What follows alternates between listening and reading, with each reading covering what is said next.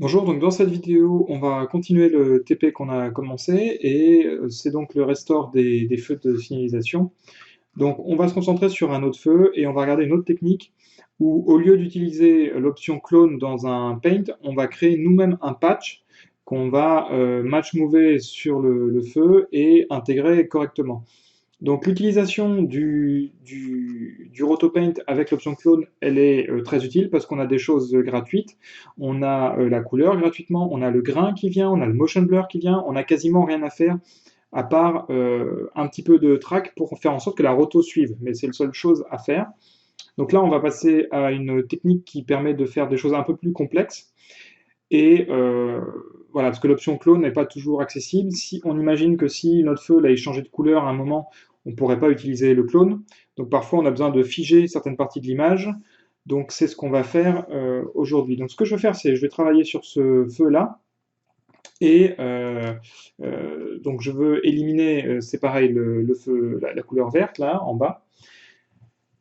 Sauf qu'on a vu aussi le clone dans ce genre d'exercice, c'est un petit peu étriqué parfois, on est à quelques pixels près. Là, on va essayer de remplacer en fait tout le feu, histoire de se simplifier un petit peu la vie. Par contre, il va falloir qu'on traite efficacement et correctement le grain, le motion blur, et voilà. On va récupérer sur l'image le feu, donc on va en fait travailler sur une seule image qu'on va modifier et qu'on va match mover sur tout le reste du plan. Donc, l'avantage de cette technique, c'est qu'on va garder la couleur plutôt que de prendre une photo. Si par exemple on avait une photo de tournage avec le feu totalement éteint, on pourrait utiliser ça pour essayer de le matcher. Là, on va modifier une image du rush pour l'appliquer sur le reste de l'image, le reste de la séquence. Euh, donc pour ça, je vais d'abord commencer par un track. Alors mon premier track, là, je vais le renommer dans Node. On renomme toujours les nodes dans l'onglet Node et dans le champ Label. Donc on va l'appeler premier feu. Voilà. Euh, parce que les trackers, je vais en avoir besoin de plusieurs. Comme je vous disais, les trackers, c'est temporaire. Donc j'ai pas besoin de les piper dans l'arbre. Et donc ce tracker-là, je vais avoir besoin cette fois-ci de traquer 2 points. Parce que si je mets une image qui veut suivre le mouvement, comme on a un travelling arrière, j'ai besoin d'avoir l'échelle. Et la rotation aussi va venir, parce qu'on a une caméra épaule où il y a pas mal de mouvements. Mais là, c'est surtout l'échelle qui m'intéresse, parce que comme je me recule par rapport à ce plan-là, il faut que j'ai le rapetissement de l'image qui soit suivi. Donc, donc je retourne dans l'onglet tracker et puis je vais commencer à traquer. Donc je vais traquer un point en haut, un point en bas pour avoir le plus de précision possible et le plus de contraste possible. Donc CTRL ALT pour créer un point. Hop. Ici. Donc j'essaye de viser un endroit qui soit à la fois contrasté mais aussi qui ait pas trop d'interférence avec l'arrière-plan, donc on n'a pas trop de pixels de l'arrière-plan qui viennent dessus, quelque chose comme ça, et on a un mouvement plutôt vertical avec les secousses de caméra. Je mets mon viewer ici. Dans les settings, cette fois-ci, je vais cocher Hide Progress Bar, parce que c'est un peu pénible cette barre qui vient ici se mettre devant la visu. Et puis, voilà, donc je vais tester sur une image si mon track tient, et je vais lancer le track.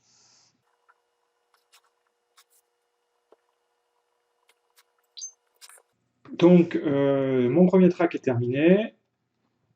Donc, il est correct, j'ai pas eu trop de soucis. Alors, vous voyez comment la lecture est pas en temps réel. Donc, faut se méfier quand on regarde un track parce qu'on a l'affichage qui va parfois laguer par rapport à la vue. C'est assez bizarre d'ailleurs. Bon, en tout cas, le track me paraît correct. Donc, je vais créer le deuxième track en bas, ici. Voilà, donc même technique. Alors, vous voyez, contrairement à Synthesize, il ne garde pas la taille de la zone cible et de la zone de recherche qu'on a réglée précédemment, ce qui est un peu dommage. Et là, je vais faire en sorte, pareil, de minimiser les pixels qui peuvent être de l'arrière-plan, parce que vu qu'il y aura de la parallaxe, ils ne vont pas avoir le même mouvement que ce que je suis en train de traquer. Donc ça peut faire des erreurs dans mon track. Voilà. Je teste une frame pour vérifier que tout va bien et je lance le track. Alors, mon track fait n'importe quoi. Je vais faire échappe pour l'arrêter.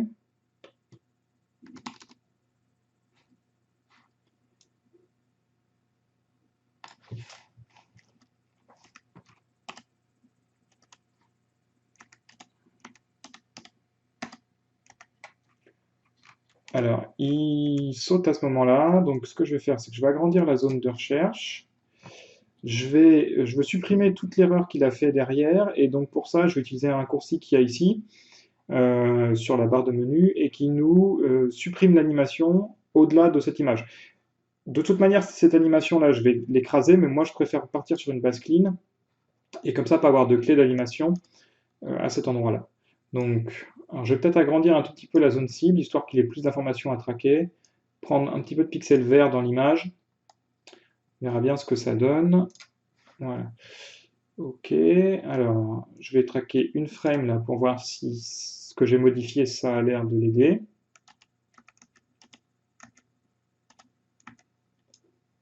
Ok, non. Je vais cliquer ici sur la main, c'est grab pattern, donc c'est comme mettre une clé dans Synthesize. Et j'ai toujours un décalage quand même.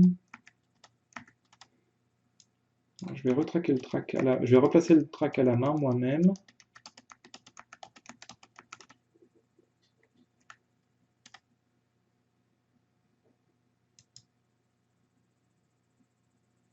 Ok, donc là c'est pas mal.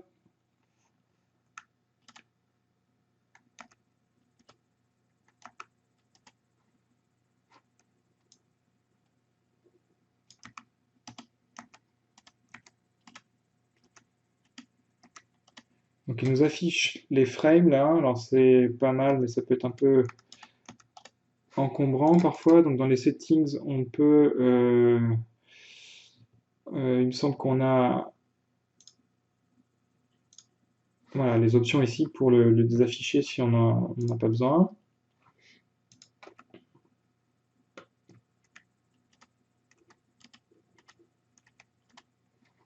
Ok.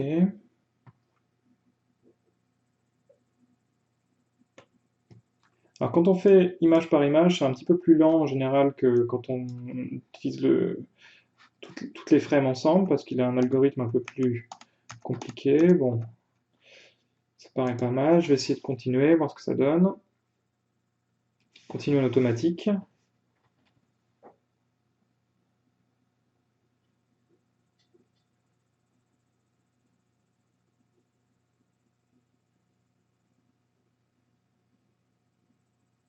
Ça a l'air de tenir. Vous voyez qu'il nous affiche l'erreur ici. Donc la différence entre l'image qu'il doit rechercher et l'image qu'il est en train de trouver.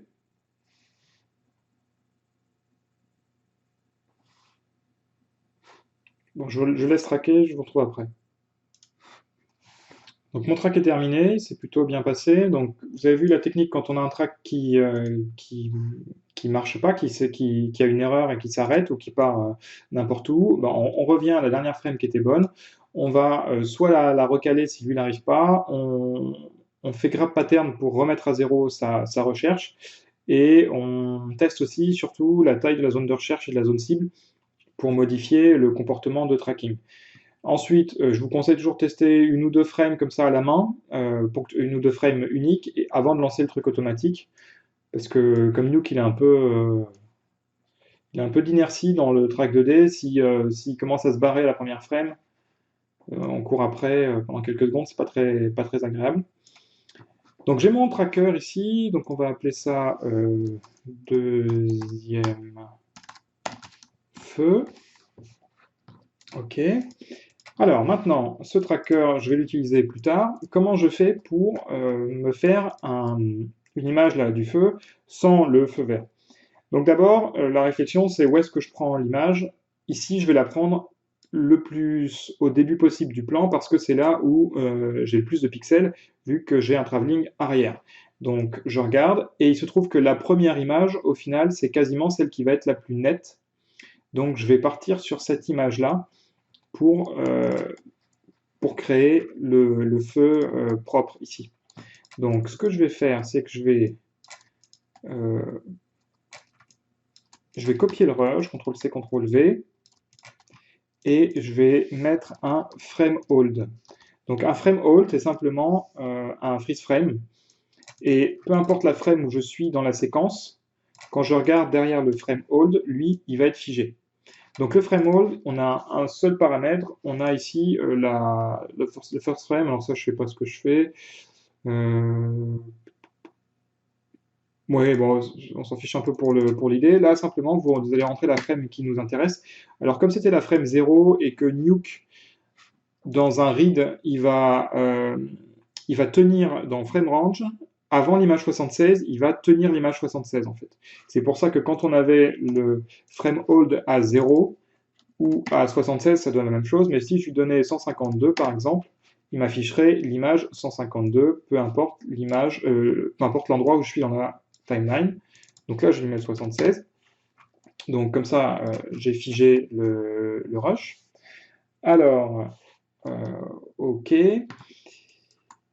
Alors, quand on fige le rush, quelque chose qu'il faut comprendre, c'est que on fige le bruit aussi. Le bruit, alors on ne voit pas des masses ici, je vais essayer de contraster un peu l'image avec les outils du viewer ici. Alors ça, c'est des outils de visu. Donc là, vous avez l'exposition, et là, vous avez le gamma. Donc le gamma, on touche les tons moyens, l'exposition, on va changer toute l'image dans l'histogramme.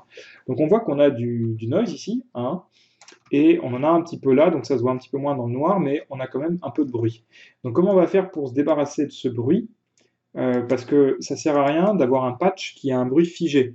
Nous, ce qu'on veut, c'est les patchs qu'on va utiliser pour la restore, on veut qu'ils soient dénoisés, et ensuite on rajoutera du noise avec le même mouvement que le plan original.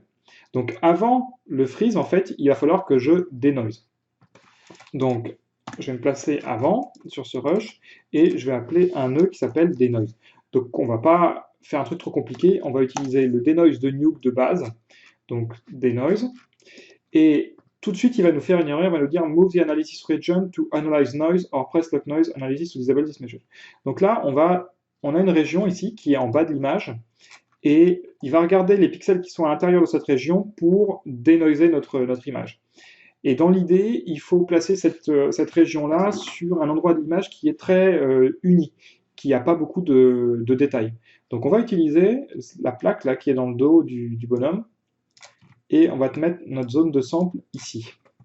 Et tout de suite, vous allez voir que le denoise, voilà, alors j'espère que ça va se voir à la capture, mais on voit que le noise ici, il a un petit peu disparu.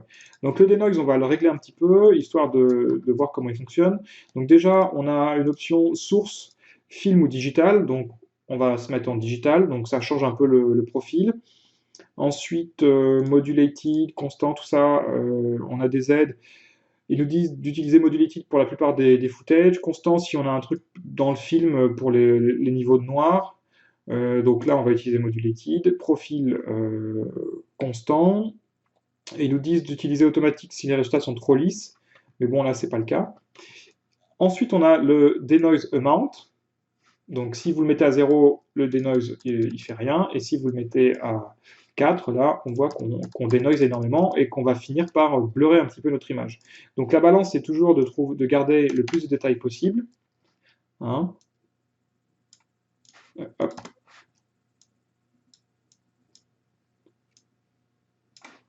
Voilà. Et vous faites D ici pour voir l'effet que ça a. Un truc que j'aime bien faire, parce que ça c'est un rush d'Alexa, je vais augmenter ici le luminance blend. Parce que ça représente le poids en fait d'un noise monochromatique ou ici d'un noise sur les 3 channels RGB séparés.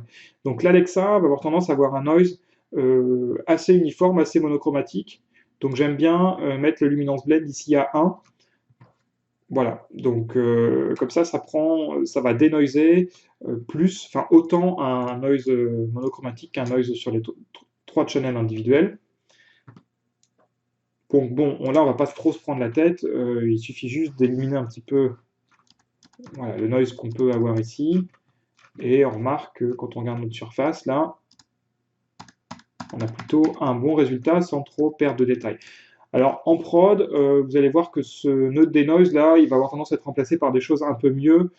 Il y a d'autres outils comme Lead Video, etc., Ninja, quelque chose. Chaque prod va avoir son outil de denoise qui sera un peu mieux que le denoise de Nuke, qui reste malgré tout un peu simple. Mais pour ce plan là, ça va nous suffire.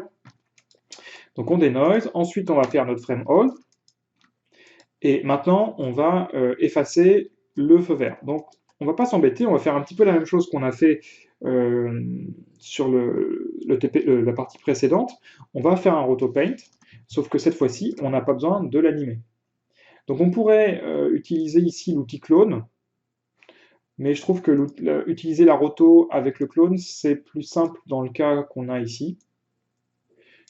Donc j'utilise la roto, je vais dans Shape, je vais passer en Background pour afficher le background.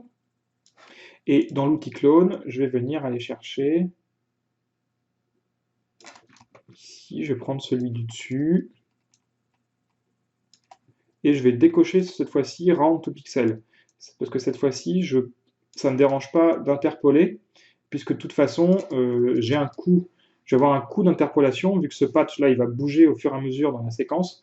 Donc, c'est pas très grave si je floute un peu ce clone-là. Je vais augmenter, hop. Alors avec E, on va augmenter un peu le phaser.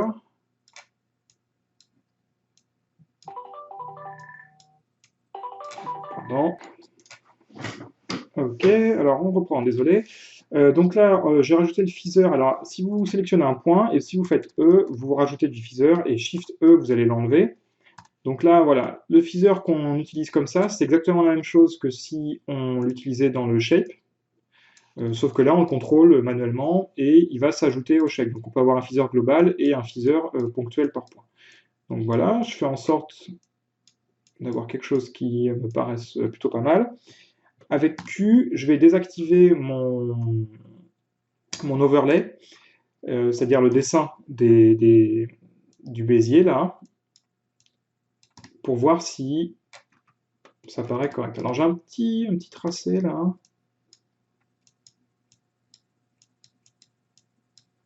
Je suis pris entre ramener du blanc que je vais avoir ici, si je vais trop loin, et ramener du vert si je vais dans l'autre sens.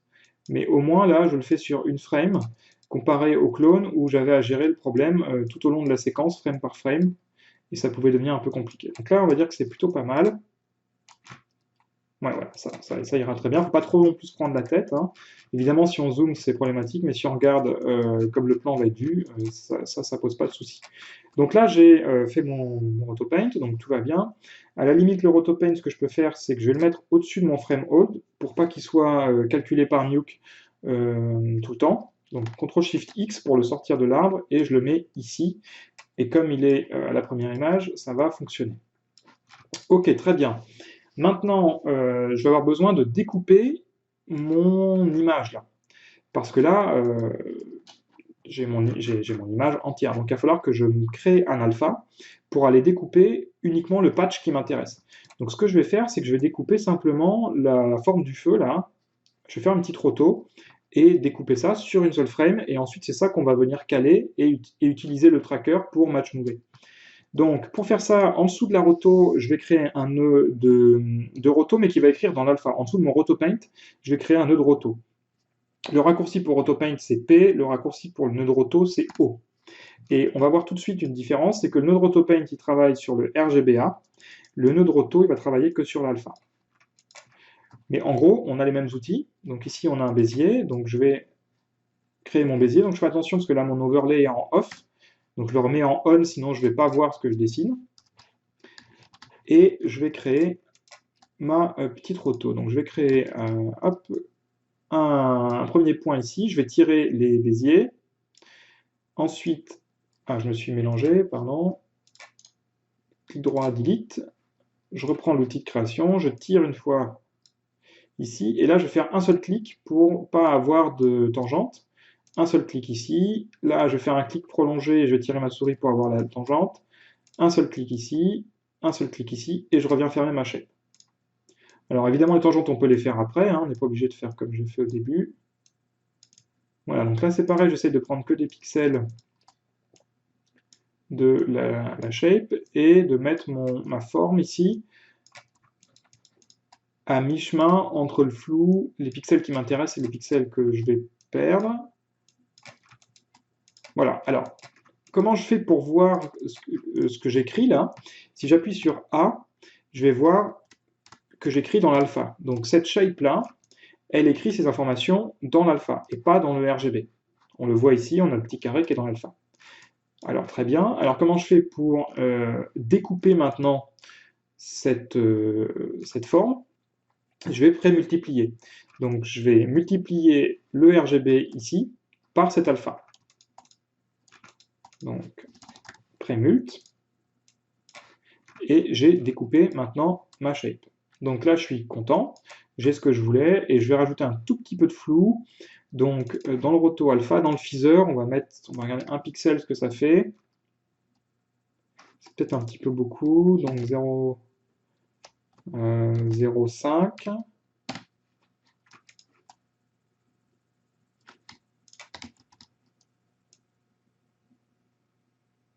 Non, mais il faut que ça soit 1 pixel entier, sinon il ne comprend pas. Et ensuite, après, on peut contrôler un peu le dégradé avec le phaser fall-off. Voilà. Donc là, on est sur des choses qui sont très très petites, hein. C'est en partie parce que je vous ai réduit un peu le plan, mais en général, aujourd'hui, la plupart des prods se font encore en 2K. Donc voilà, là, on est dans le pixel. Très bien, donc là, on a notre patch. Donc ça, c'est quelque chose qu'on pourrait envisager d'écrire sur le disque dur. Alors, on pourrait faire un write ici et aller écrire le patch sur le disque dur. Ça serait pas totalement idiot. Donc on va faire ça pour le moment. Hop. On va écrire ça dans TP50 et on va appeler ça patch deuxième feu. Et on va sauver ça en EXR pour avoir le plus grand, pas de compression et la plus grande fidélité dans la couleur. On va sauver ça en 16 bits alf, c'est suffisant pour ce qu'on a à faire. Le 32 bits, ça sera un peu overkill. Et on va cocher autocrop. Et surtout, ce qu'on va faire, c'est qu'on va bien vérifier qu'on sauve le RGBA. Parce que là, c'est une erreur qui est assez typique.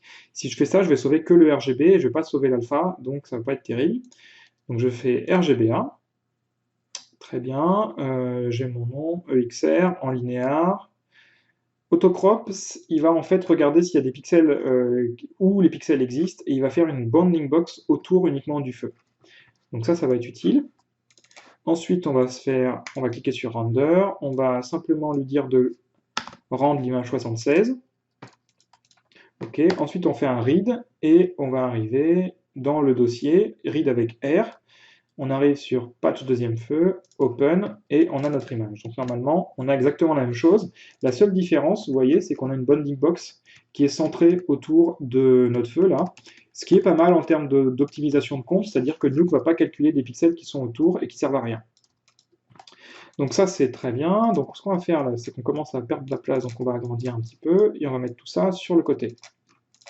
Alors, très bien. Ensuite, je vais prendre cette image. Alors, comment on peut présenter ça? Hop, voilà, on peut faire ça. Ou alors, à la limite, on pourrait mettre ça sur le côté, et faire un switch. Si jamais on veut passer... le switch, c'est un switch, un aiguillage en fait, et selon le numéro qui est ici, on va regarder soit l'entrée 0, soit l'entrée 1. Et donc ça permet comme ça de switcher entre ce qu'on a sauvé sur le disque et ici la compo live. Si jamais on revient sur la roto, quelque chose comme ça. Voilà, moi j'aime bien faire ça. Vous verrez, voilà, ça dépend des prods, ça dépend des superviseurs, il y en a qui vont aimer, pas aimer. Moi j'aime bien faire ça de temps en temps. On pourrait utiliser aussi un autre précompte, mais voilà. Ok, donc ça, j'ai ça. Comment je fais pour le mettre maintenant sur mon image? Donc je vais sélectionner ça, sélectionner mon dernier nœud dans le pipe, et je vais faire M. Et le M, ça va me mettre l'avant-plan, donc l'entrée A sur l'entrée B. Donc c'est bien ce que je veux.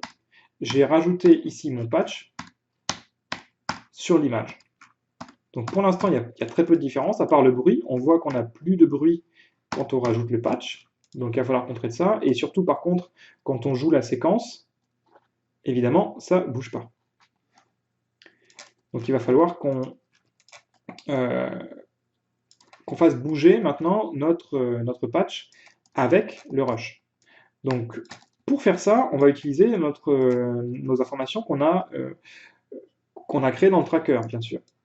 Donc il va falloir un node qui va faire bouger mon patch en fonction du tracker. Donc ce que je vais faire, c'est en dessous du switch, je vais créer avec T un nœud de transform. Et le nœud transform, lui, il va servir à faire bouger mon patch. Alors comment je relie mon tracker maintenant, l'information qui est dans mon tracker en nœud transform, c'est assez simple.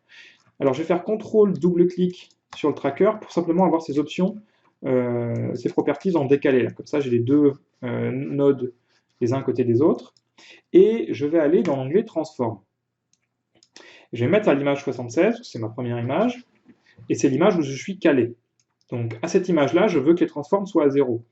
Et ce que je vais faire, c'est que le principe là, c'est de suivre le mouvement que j'ai traqué. Je veux que mon transform suive le mouvement que j'ai traqué. Donc je vais passer en match move. Alors il faut que je regarde par contre quel genre de mouvement je veux suivre. Donc dans l'onglet tracker, je vais aller cliquer sur le deuxième tracker, parce que je veux utiliser les informations de translate du premier et du deuxième tracker. Donc il va moyenner les deux translates, mais je veux aussi qu'on ait le rotate et le scale. Je veux un match move 2 points là, avec le translate, rotate et scale. Donc il faut que j'aille lui dire ici, il ne suffit pas de le cocher ici, il faut lui dire quel tracker j'utilise. Parce que je peux avoir d'autres trackers qui servent à d'autres choses. Je me mets en match move et je vais, par acquis de conscience, même si je suis déjà à 0 ici, je vais mettre set to current frame pour vraiment mettre la frame de référence ici à 76 et toutes les valeurs ici sont à 0. Maintenant, il faut que je transfère ces animations ici dans mon transform. J'ai deux manières. Soit je fais CTRL, je clique sur la courbe ici et je vais la mettre ici. Et on voit qu'on a des valeurs ici qui sont bleu ciel. Donc ça veut dire que j'ai une connexion qui s'est créée ici qui est dynamique. Donc quand on fait CTRL et qu'on balance une animation de l'un vers l'autre, on a une connexion dynamique. C'est-à-dire que si je modifie ici quelque chose dans le nœud tracker, je vais modifier dans le nœud translate. J'aime pas trop ça, moi je préfère une collection dure, donc je copie l'animation en brut, donc je vais mettre ici no animation pour revenir à 0. Avec Shift, si je copie la courbe, dans la courbe, je vais avoir la même chose, sauf que vous voyez que c'est béqué ici. On a l'information cette fois-ci qui est copiée en dur. Donc je fais CTRL-C, CTRL-V sur la courbe d'animation. Je préfère cette méthode. On peut très bien avoir l'option dynamique avec le contrôle. Voilà, ça dépend de comment on veut travailler. On copie aussi le rotate et le scale. Et surtout, il faut qu'on copie le centre, parce que le rotate et le scale sont calculés à partir d'un point de pivot. Si on ne copie pas la position du point de pivot, le rotate et le scale ne vont pas fonctionner. Donc on copie translate vers translate, rotate vers rotate, scale vers scale et center vers center.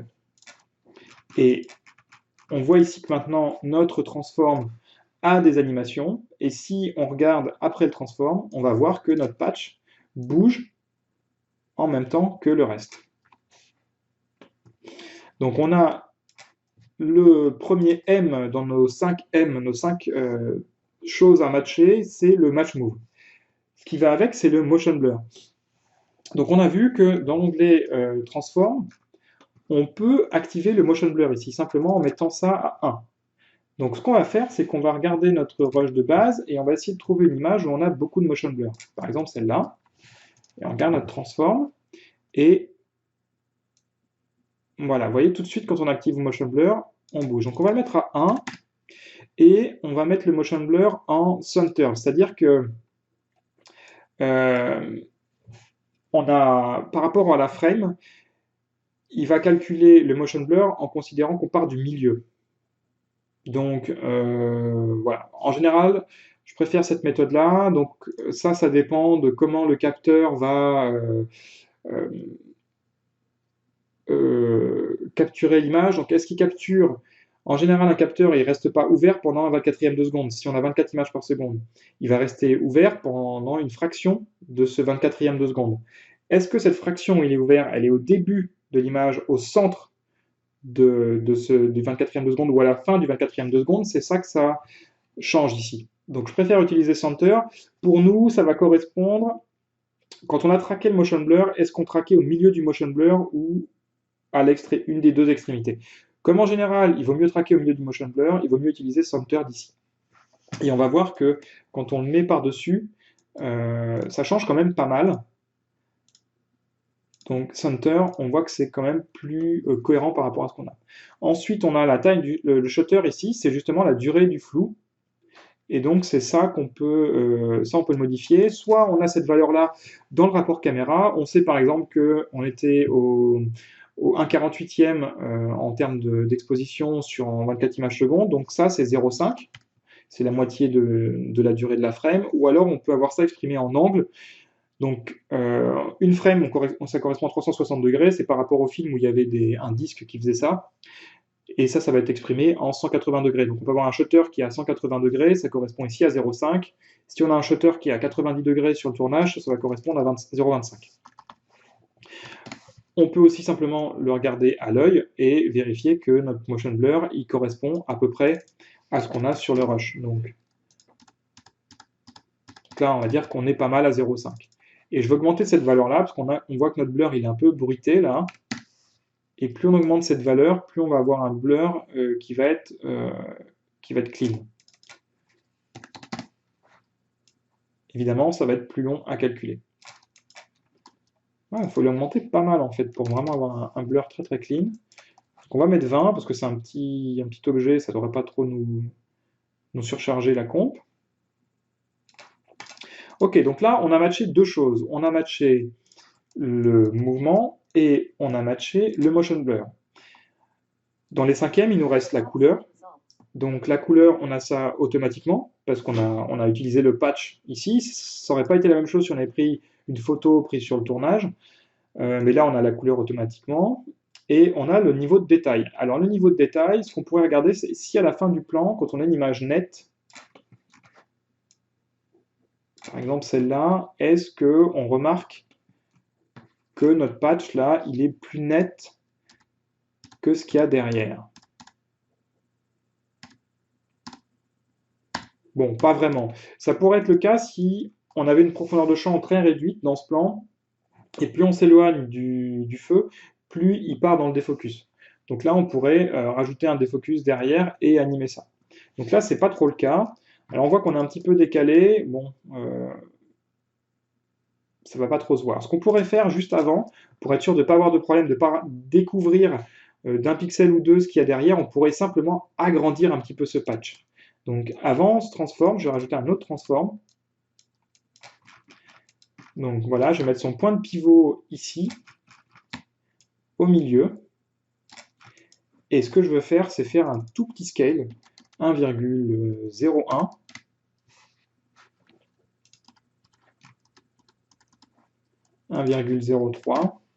Ouais, 0,3 c'est déjà trop, 1,02. Voilà, histoire qu'on n'ait pas l'impression qu'il soit trop gros, mais qu'il soit juste un petit peu, qui déborde un petit peu du feu, pour pas avoir de pixels qui apparaissent par-dessous en fait. Voilà, donc ce transform, on va l'appeler transform de calage. Et c'est souvent comme ça qu'on va travailler. On va avoir un transform de calage et un transform de match move. Et donc là, on a une chaîne de concaténation, comme je vous ai expliqué dans le cours, et c'est le dernier transform qui va gérer l'interpolation des pixels et qui va le gérer dans ce cas-là avec le motion blur, vu qu'on utilise le motion blur. Donc, on a le match move, on a le motion blur, on a la couleur, le niveau de détail, on n'a rien à faire parce que c'est pas nécessaire dans ce plan. Il nous reste le grain maintenant à matcher. Donc comment on matche le grain? Il y a plusieurs méthodes. La méthode de base, ça serait d'appeler un node de grain. Voilà. Et d'essayer de matcher ici le grain channel par channel. Donc, par exemple, on peut regarder en rouge.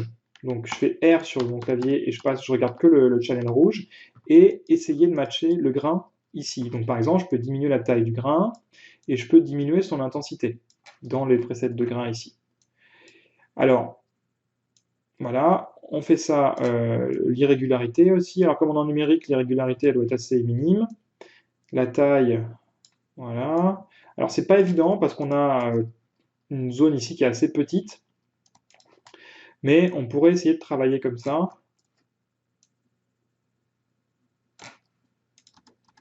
Et le grain, surtout, ça se contrôle en mouvement. Il faut regarder ça en mouvement pour voir si on a quelque chose de cohérent. Alors, on pourrait faire ça pour les 3 channels, verts. Alors, en général, on va avoir des valeurs assez similaires, surtout que je vous disais, l'Alexa, elle a un profil de grain qui est assez monochromatique, c'est-à-dire que toutes ces valeurs-là sont assez similaires pour qu'il n'y ait pas un grain qui soit différent de l'autre. Et voilà, on pourrait faire ça sur les 3 channels, et c'est comme ça qu'on va essayer de matcher un grain qui va être un peu compliqué à matcher. Moi, ce que j'aime bien utiliser pour l'Alexa, ou pour des caméras comme ça, comme les Blackmagic, qui ont un grain très monochromatique, c'est un Deezer. Deezer. Et le Deezer, en fait, ce qu'il va faire, alors on va oublier le petit défaut qu'on a, c'est il va rajouter du grain vraiment numérique. Donc vous voyez, c'est vraiment les pixels là qui sont bruités de manière totalement numérique. Ça ressemble vraiment au grain qu'on a dans After Effects avec le noise. Hein, vous avez un pourcentage de réglé. Et ce que j'aime bien faire, c'est simplement le passer en mono Deezer. Donc on a un bruit monochromatique là, et on va descendre cette valeur ici pour trouver des valeurs qui soient cohérentes avec l'arrière-plan. Alors avant de régler ça, vous voyez bien qu'on a un souci, il nous en met un petit peu partout là. Donc comment on va faire pour régler ce problème? Le problème, c'est que le Deezer, lui, le grain, quand on a utilisé le node de grain tout à l'heure, il a une option en bas et il s'applique uniquement au travers de l'alpha. Donc il ne rajoute pas du noise en dehors de l'alpha. Il est masqué par l'alpha. Le Deezer, lui, il rajoute du noise partout. D'accord? Même en dehors de l'alpha. Donc c'est pour ça qu'on a ce problème-là. Donc pour faire en sorte que on n'ait pas ce problème, on a plusieurs solutions. On pourra aller masquer par l'alpha lui-même, mais on va avoir 2 flèches qui vont être l'une sur l'autre. Là, ça fonctionne, mais c'est pas très élégant. Ce que j'aime bien faire, c'est simplement unprémultiplier avant le Deezer. Donc on va diviser ici par l'alpha pour se retrouver avec des pixels pleins ici. On fait notre Deezer. Donc pareil, on va avoir des pixels, on va avoir du noise partout sur les RGB, même en dehors. Et ce qu'on fait après pour éliminer le noise à l'extérieur, c'est qu'on fait un prémult. Donc en fait, ça ne change rien. Si je désactive mon Deezer et si je prends ces 2 nodes là, vous allez voir que ça change strictement rien. Le unprémult et le prémult, c'est 2 opérations qui s'annulent. Le seul intérêt que je fais là, c'est d'utiliser le prémult pour éliminer le Deezer en dehors de l'alpha. Mais comme si je mettais juste un prémult derrière le Deezer, lui, le prémult, là, je vais avoir une double multiplication de mes edges sur les bords, et ça va me donner un edge trop noir ici, si j'ai qu'un prémult derrière le Deezer. Ça corrige le fait que j'ai du noise partout, mais ça m'introduit un edge noir. Donc j'ai évidemment besoin de neutraliser cette opération en faisant un unprémult avant. Et une fois que j'ai ça, là, je vais pouvoir régler mon Deezer, essayer de matcher un petit peu le grain que je peux avoir ici. Donc on voit que c'est beaucoup trop fort. Et donc là, je vais utiliser l'option qu'on a dans Nuke pour changer des valeurs très très faibles. Je mets ma souris ici. Et en maintenant Alt appuyé, je vais draguer ma souris comme ça, de manière très très... Et je peux avoir un contrôle comme ça, vraiment sur des décimales extrêmement faibles. Donc on va mettre des valeurs très très faibles. Il faut quand même que ça se voit. Mais on est de plein jour, il y a du soleil, c'est une Alexa, donc on doit avoir une sensibilité voilà, assez élevée sur l'Alexa, donc on n'a pas beaucoup de noise ici. Hein, mais vous voyez que ça rajoute un petit peu quand même, et que c'est important, notamment quand on a des endroits motion blurrés comme ça, et bien d'avoir ce noise ici qui va vraiment nous mélanger l'arrière-plan qu'on ramène avec l'avant-plan qu'on ramène avec l'arrière-plan. Donc très important, et de le regarder aussi en mouvement, le noise. pas uniquement en image fixe.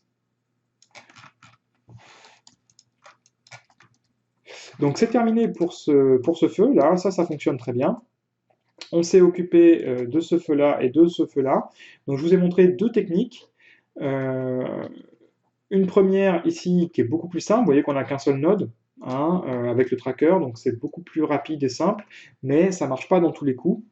Donc cette deuxième technique là est beaucoup plus robuste et ça vous permet d'intégrer, ça pourrait être une image qui vient d'une autre caméra ou d'une photo qui a été prise sur le tournage pour aller patcher un endroit et faire un vrai match move 2 points où on utilise le rotate et le scale pour matcher le mouvement ici.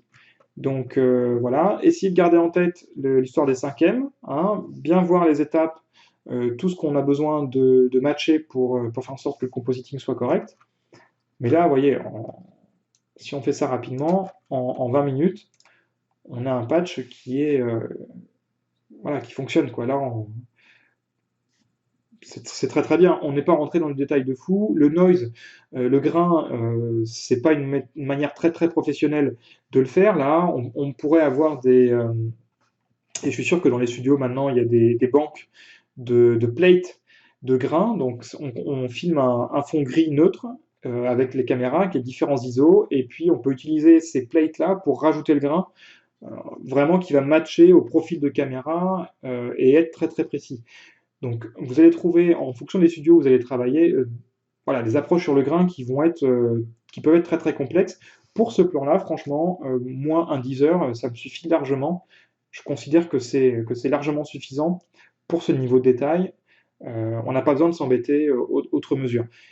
Si on était dans un long métrage, on sait qu'on a une quarantaine, une cinquantaine de plans, on a plein de made painting par exemple à rajouter, ça vaudrait le coup pour le directeur technique ou le superviseur de la prod, voilà, de réfléchir sur le grain en amont et d'essayer de matcher vraiment précisément le grain et d'avoir des presets qu'on peut mettre dans les compes sans trop se poser de questions. Là, voilà, pour moi, je trouve que c'est suffisant. Si c'était un plan avec de la RED, peut-être qu'on aurait travaillé différemment, parce que les caméras RED ont en général un profil de noise beaucoup plus chromatique, contrairement aux Alexa qui est assez noir et blanc. Voilà, donc là, c'est vraiment cette méthode-là, ça va être la méthode que vous allez le plus souvent utiliser en restore. Le clone, là, avec un seul point, ça peut servir dans quelques cas. Quand le plan s'y prête, bah, il faut l'utiliser, hein, parce qu'on a beaucoup de choses gratuites. Mais cette méthode, là, la deuxième méthode, avec tout ça, elle est beaucoup plus généralisable en tout cas, et on peut faire beaucoup plus de plans avec. Donc faites attention à bien faire vos arbres proprement, hein, parce que là, l'avantage, c'est que si je désactive le merge, je désactive tout cet arbre ici, et c'est bien placé correctement. Ok, donc bah, c'est tout pour cette partie de TP. On va revenir la prochaine fois pour effacer cette fois-ci l'écriture et on va essayer, plutôt que de faire du track 2D, on va essayer d'utiliser le track 3D et de faire des projections et de voir comment on peut utiliser le track 3D pour faire ce genre de travail, ce genre de restore, sans trop se prendre la tête non plus. Voilà, je vous dis à bientôt.